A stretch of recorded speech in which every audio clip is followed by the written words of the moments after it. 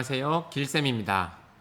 코로나19로 인해서 아이들도 많은 어려움이 있을 테지만 아마 그 가정에서 생활과 학습을 둘 다 챙기셔야 하는 학부모님들께서 아마 가장 힘드시리라고 생각이 듭니다. 학교 현장에서 온라인 개학을 이만큼 할 수 있었던 것도 결국 다 학부모님들의 노력이 있었기 때문이 아닌가라는 생각을 하고 있습니다. 내일은 어린이날입니다. 5월이 가정의 달이잖아요.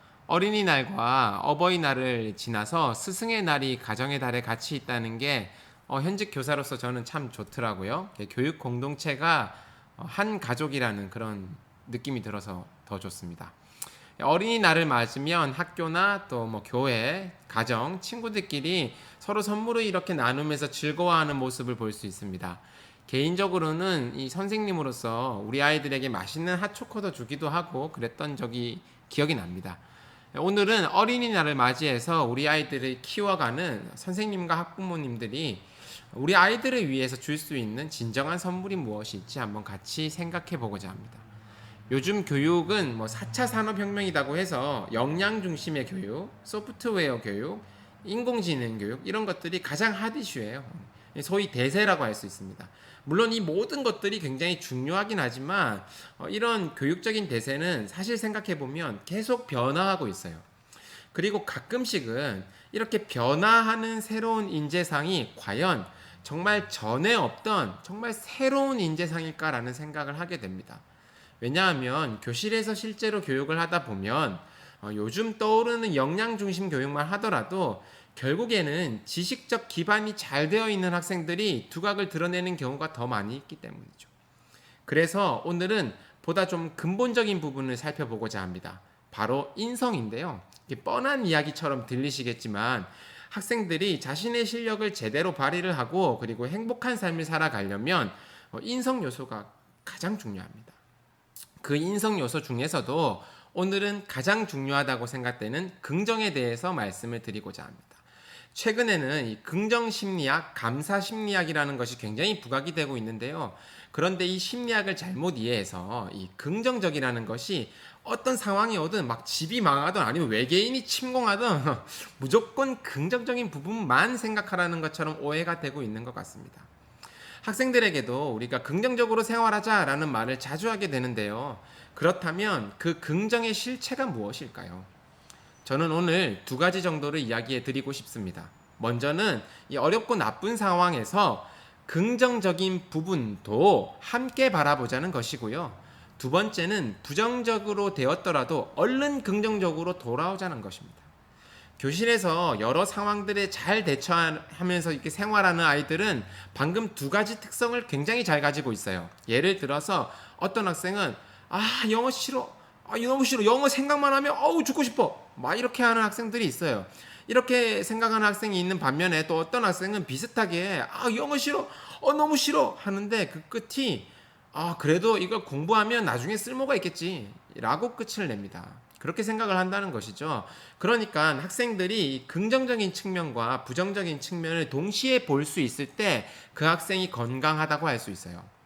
또 친구랑 뭐 다투거나 아니면 학습 결과가 원하는 대로 안 나올 때 어떤 학생들은 보면 하루 종일 막 인생의 그늘에 빠져서 허우적대고 있어요. 막 선생님이 야 너 기분 안 좋니? 아니 뭐 어떻게 해줄까? 뭐 이렇게 하더라도 막 도저히 막 나오지를 못하고 계속 가라앉아 있는 학생이 있는 반면에 어떤 학생은 선생님이 보고 저 친구 기분이 좀 안 좋아 보이네? 나중에 어떻게 풀어주지? 하고 막 생각을 하고 있는데 얼마 지나지 않아서 다시 밝게 생활하는 모습을 볼 수 있습니다. 아마 모든 학부모님들께서도 우리 아이가 이렇게 긍정적인 아이가 되셨으면 하실 텐데요. 이 긍정적인 아이를 만드는 가장 좋은 방법은 긍정적인 모습을 직접 보여주는 겁니다. 이게 아이들 앞에서 늘 긍정적인 척 연기를 하라는 게 아니에요. 막 돌이 날아서 막 피가 줄줄 나도 피가 나네. 난 피가 잘 흐르는 사람인가 봐. 너무 좋아. 뭐 이렇게 하라는 게 아니고요. 어떤 상황이 왔을 때 특히 이 나쁜 상황, 좀 기분 나쁠 상황이라든지 일이 원하는 대로 풀리지 않는 상황이 왔을 때 아이들에게 반드시 이 긍정적인 모델링이 되어 주셔야 합니다. 긍정적인 부분을 특히나 이 말로 언급해 주시고요. 그리고 행동으로 여러분들이 보여주시는 게 굉장히 중요합니다. 그리고 부모님들께서도 이제 어려운 상황이 오시면 되게 마음이 어두우실 텐데요. 그럴 때도 좀 툴툴 털고 일어나는 모습을 억지로라도 애들 앞에서 보여주셔야 아이들이 그 상황을 보면서 이렇게 마음속에 사실 감동이 찌르르 와요. 그리고 그 모습을 닮아가고자 하게 됩니다. 예를 들어서 이건 사실 저의 아이와 함께 실제로 있었던 일인데요. 한번 알려드리면 식물원에 갔어요. 식물원에 갔는데 그런데 알고 보니까 그 식물원이 공사를 해서 하필 오늘 장사를 안 한다는 거예요. 아침부터 막 미적거리는 아이들 챙겨가지고 야 너가 가고 싶다고 했잖아. 야 옷을 빨리 입어야지. 얼른 와 양치하고 가야지. 막 챙겨가지고 겨우 왔는데 정보조사가 잘 안 돼서 이렇게 되니까 짜증도 나고 뒤에 있는 아이들도 막 짜증내고 있고 머릿속이 막 뽀글뽀글 끓어오른단 말이에요. 그러면 아이들도 이 상황을 본능적으로 인식합니다. 그래서 그 부정적인 기분에 빠져요. 그리고 앞에 있을 일이 머릿속으로 본능적으로 그려집니다. 예를 들면 보통 이런 그림이죠. 여보, 아니, 조사 좀 제대로 하지. 전화 한 통도 안 해봤어? 야, 너희들 조용히 안 해? 너희들이 힘드냐? 운전하는 아빠가 힘들지? 그러고 막 나중에 밥 먹으러 가요. 밥 먹으러 가서도 이게 저기압이 돼가지고 막 서로 까칠하게 되는 거예요. 여기서도 저기압, 저기서도 저기압. 뭐 1년 뒤에 또 꺼집어내가지고 저기압 이렇게 되는 거예요. 이때가 부모님께서 반전을 선사하셔야 되는 시기입니다. 잠깐 숨을 한번 고르시고 얘들아 실컷 왔는데 식물원이 닫았어. 솔직히 기분 안 좋고 좀 허탈하긴 해. 그리고 아쉽기도 하고 그런데 좋은 점도 있어 얘들아. 자유시간 생긴 거야. 저기 맞은편 등산로에 잠깐 가보자. 가보니까 제 아들하고 같이 갔었는데 여기 버섯도 있고 그 버섯은 이제 길에 난 거니까 좀 따볼 수도 있고 모야모라는 앱으로 그 버섯에 대해서 조사도 할 수 있고 너무 즐거웠어요. 이렇게 분위기를 얼른 바꾸어 주시면 아이들은 성향에 따라 다르긴 하지만 조금씩 긍정적으로 바뀌는 모습을 보실 수가 있습니다.